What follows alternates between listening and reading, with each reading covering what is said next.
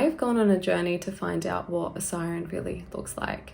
I've always loved sirens. They've always been part of my favorite myth with Odysseus. And, you know, the whole story about how they lure the sailors in is just something that stuck out to me. And I thought it was time to capture a siren, but not just any siren, a very angry one. One that didn't get her fishy for dinner, so now she wants a sailor. That sort of siren. So I'm really excited to share the entire journey with you from the very second I put charcoal down on the paper to the very end, and I hope you guys like it as much as I do. I've got to say that this is one of my best pieces, so that's just a little warning, which means it might be very scary and very emotional. Prepare yourselves. All right, so here we're starting the piece of the siren, and I was so excited to get this started. I did live stream the entire process, so that never-ending chat. Yes, I read the Bible 50 times over just through this chat. Yeah, that's the live stream that I do on Twitch. So people there get to watch an eyebrow come to life for like 10 hours, but on here it's a nice speedy process. So you get to see it done in a couple of seconds. I love that difference, and I promise that it did actually take 10 years to make that eyebrow because it was a very tricky eyebrow. But anyway, next on, we have the eyeball here, and I've got to say, there's nothing quite like drawing a juicy eyeball. It's the most entertaining thing as a photorealist to draw something that's got a little bit of wet shine to it. That's why we go for the gooey eyes, and yeah, it's a 10 out of 10 experience, which I highly recommend if you ever want to draw an eye. Just go for it and enjoy it. Anyway, so as we kept cruising through, I was like, oh my God, there are so many hairs in this, and it means there's a lot of straight lines because the hair was wet. And I know it looks confusing right now, but I promise it will all make sense soon.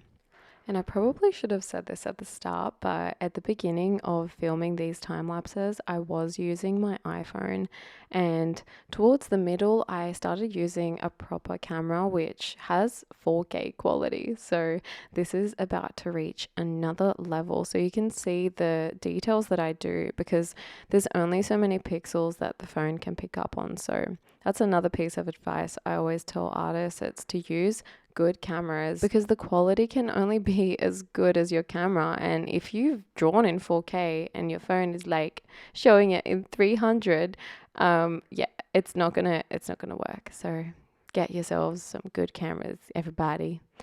So the other eyeball has come to life too, as you can see here. It's sort of hidden behind a hair strand. Now, a lot of people would probably be like, isn't that a bad artistic decision to have the eyeball hide behind some hair? But I would have to argue, no. I like it. I think it creates a really interesting character. Now, a very common question is, how do I get my references, or do I even use a reference? The answer to that is yes. You can see me using a reference in this video. This is actually a photo that I took myself, and I tend to take all the photos that I use for my drawings. And this particular one is actually a self-portrait. So I did do a photo shoot in my bathtub. I may have nearly got electrocuted, but I am alive. I did not become a sausage sizzle. But anyway, I do take my own references, and this was a very fun one indeed. I have not drawn a wet face like this before, so those droplets were a lot of fun to draw, and so was the wet hair. It's a very interesting texture, and it's crazy how symmetrical wet hair actually becomes, because normally when you're drawing dry hair, everything is just nuts. It's chaotic, you know, especially my hair. It becomes dreadlocks and stuff like that, so this was pretty refreshing, and yeah, they're just big chunks. But my favorite part of the hair is actually the shadows that it created.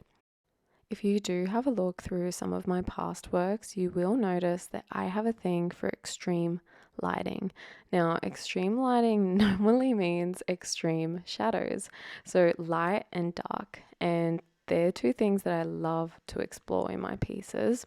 I did go on a mission once to actually draw light. And I know that sounds crazy, but yeah, normally drawing light means the lack of drawing.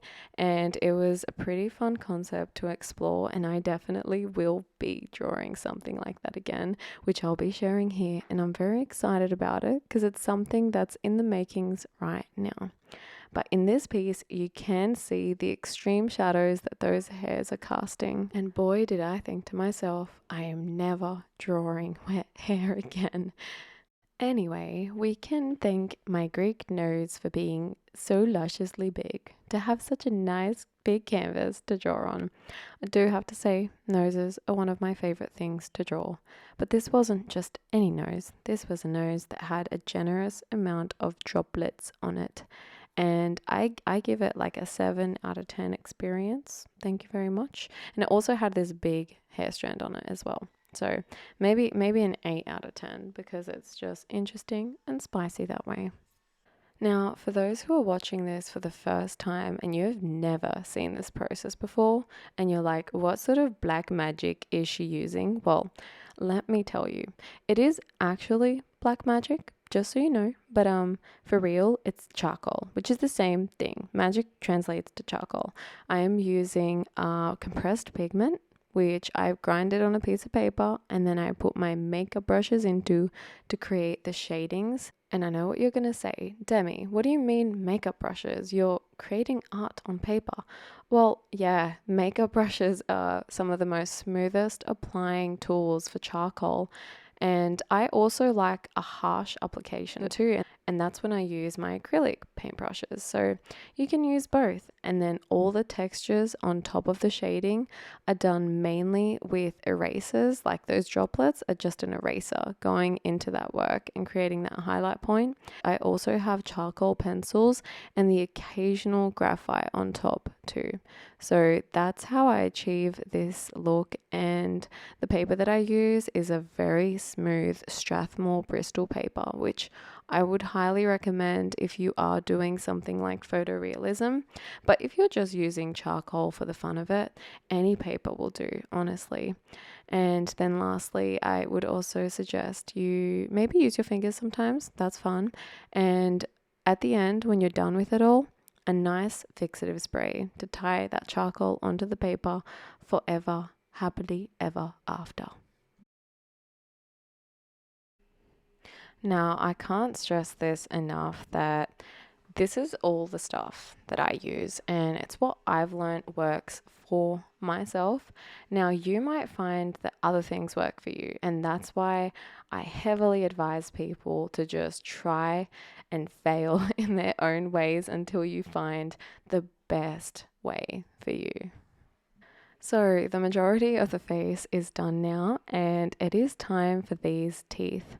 Now, I did wonder what sort of teeth a siren would have, and when I was designing this piece on my iPad, I was in Procreate and I was just experimenting with a few different shapes of teeth, and I did find that I liked the way that these ones worked. Now, I didn't want them to be too vampire-ish, and through my live stream, I had a lot of people sort of say this was a vampire, and that was okay because maybe it just means I need to do a better job in portraying a siren next time. But I was happy with these teeth, and I think that at the end I just made an aesthetic decision. I liked the way they looked, so that is what I did. It is always horrifying doing things that I have designed on top of the photograph already because obviously I can only imagine teeth being as photorealistic as my mind can do them, but it's just a matter of if they blend with the rest of the piece or not. And I've got to say that I think that they blended in pretty well. And I'd love to hear what you think about it too, and what you think about this siren in general. Now I'm going to let you watch the rest of the time lapse and then show you some of the up close details.